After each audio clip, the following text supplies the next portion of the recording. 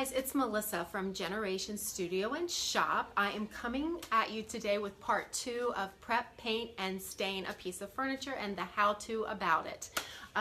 Yesterday we went into the piece that we're doing and I asked everybody what color would you like this hutch, or not a hutch, oh my gosh, the server to be. Sorry, I've been running around like crazy this morning, tearing apart bathrooms and kitchens and stuff. So yesterday on our live video, we came at you and asked you if you would like to see this in midnight blue, ash, which is a gray, bayberry, which is a green, or the light choice I chose was putty. And these are all fusion mineral paints. So let me go over what we've done thus far in getting a piece of furniture prepped and ready to take on paint. The first thing you want to do is pick your piece of furniture. That's very important. Make sure it has some good bones in it. If it has a little bit of things that need to be fixed up on it, and you can do that, no problem. If you need to source somebody out to fix those. This piece, the only thing that I found as I was cleaning it was a couple pieces of the veneer had lifted a little bit, so I went ahead and glued those yesterday after I cleaned it. So that's the first step that you want to do when you are doing a piece of furniture. You want to scrub it. Some people think that you want to sand it first. You do not want to do that, because what you're doing when you're sanding is pushing that dirt. If you haven't cleaned it, you're pushing the dirt into the piece of furniture, so you don't want to do that. It seems like cleaning it first is sort of an extra step, but it's very, very important. You want to get all the grime and gook off there that you possibly can. So the first thing we did to this piece of furniture, I came back on yesterday to tell you to remove your hardware, your doors, your drawers. It just makes life so much easier. So the first thing you want to do, like I said, is pick out your piece of furniture that you want to paint. Second is remove all your hardware, your doors, your drawers.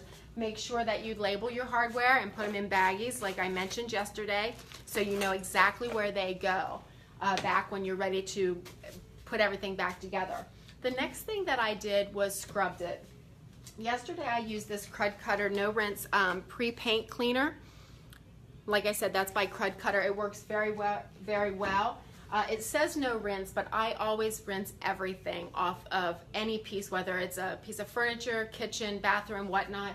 I always, always, always rinse. You never know what could act as a resist when you're trying to paint. So I take all precautions. I wear my gloves so as not to leave oil on pieces of furniture after they've been cleaned.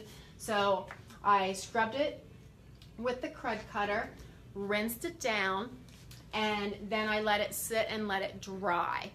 It's very, very important to let your wood dry before sanding, because all it's going to do is gunk up your sandpaper, and it also can like sort of eat into the wood because it's damp. It's you know, moisture is in there, and as you're scrubbing, it's not going to leave a smooth finish. So let your piece dry, give it some time. Don't try to rush it, because it's going to actually take more time in the end trying to fix, you know, if you started just taking wood away from the piece of furniture that didn't need to. So scrubbed it, let it dry. This morning when I came in, I went ahead and sanded the piece down. I used 220 grit sandpaper, and one of my favorite sandpapers is this flexible stuff. It works so well. Oh, sorry, that was not washed off. It has all kinds of dust in it. I better be careful. But it is like a piece of rubber, and it makes it really easy. It's almost like going around the legs of this was just so easy with this. It's made by 3M. It comes in a roll. You can cut it. It also comes in sheets, but it's almost like shoe shining, I guess you would call it. If you go around your legs and just put this around your legs and go back and forth like this, and then you can squeeze it like this and get in all the nooks and crannies and go right back and forth. And I've never cut myself on a piece like this.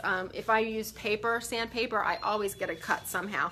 So I sanded it really, really well today, and then I wiped it down again. And what I use to wipe it down is denatured alcohol, a 50-50 mixture of denatured alcohol and water. I wanted to remove all that dust, but I skipped a step there, sorry. Before I even did the denatured alcohol and water mixture, I vacuumed up what dust I could see that I had created.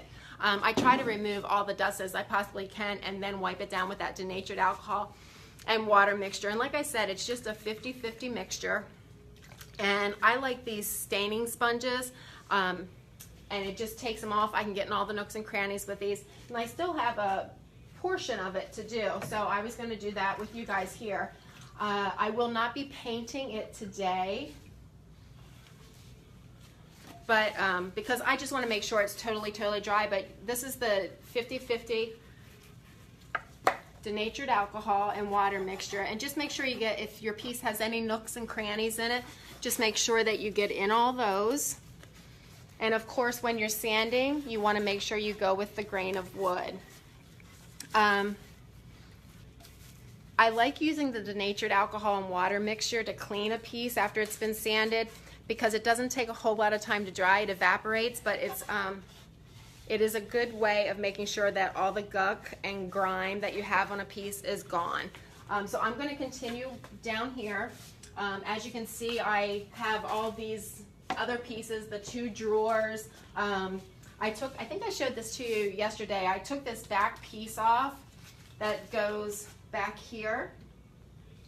It was just gunked with grime in here. And as you can see, I cleaned it. It looks totally different.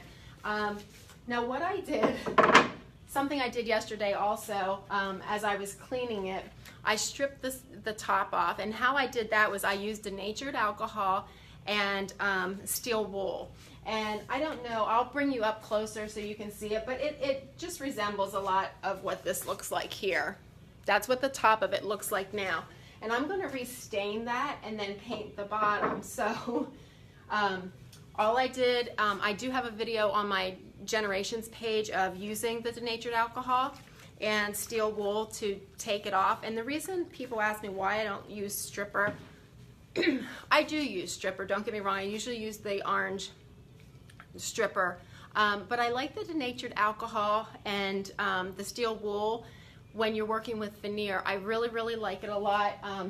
You want to be careful not to go down into the veneer. You don't want to go through it. So it's what I like. So there's no rhyme or reason to it. You can do it that way. You can get citrus strip, which I've used on many occasions, but I've scrubbed all these pieces down. The only part I still need to do was right here, and I just wanted to show you very quickly how I rub it down. Make sure you get in all the crooks and nooks and crannies. I don't know why I always say that word different, but you just want to make sure you remove all the dust. Am I in a spot where you can't see me? Sorry. So just make sure all your dust is removed. You don't want to get any resist. And any dust, or even, like I said, oils from your hands will keep paint from adhering in spots. It's known to happen, so I don't take any chances. Okay, so we went over the cleaning, the taking off the hardware. What I did with my mineral spirits is after I used the denatured alcohol, I just wiped it down a little bit with mineral spirits as well after that was a little bit dry. So the piece is ready for stain on the top, and it's ready for paint on the bottom. And I asked you guys, what color would you like to see this piece in? And if you've been following along on there, was it midnight blue? This came in second, and I was a little bummed, but not really.